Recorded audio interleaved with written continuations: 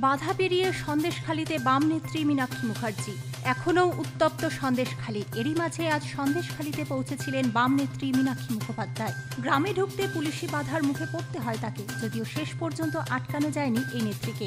বাড়ি বাড়ি গিয়ে নির্যাতিতাদের সাথে কথা বলেছেন তিনি। শাহজাহান, শিবু, উত্তমের শাস্তির দাবি জানান তিনি। অন্যদিকে পুলিশের ভূমিকা নিয়েও প্রশ্ন তুলেছেন।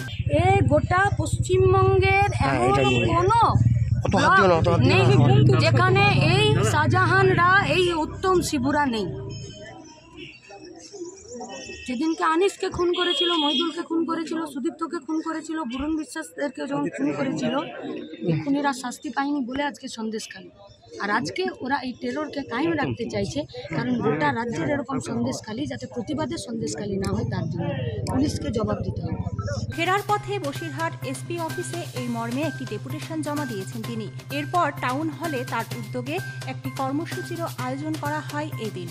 4 দিনের মধ্যে ওনাকে জবাবদিহি করতে, এদেরকে তলব করতে হবে যে কোন আক্কেলে আর কোন লিগ্যাল নোটিশে এবং অর্ডারে ওনারা আমাদেরকে আটকেছেন, আর একই সাথে তৃণমূলের লোকজনদেরকে সেখানে ঘুরতে দিয়েছেন।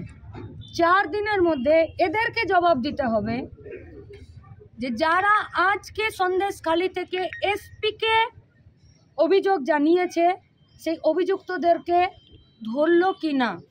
Bureau report, Nobel Bangla.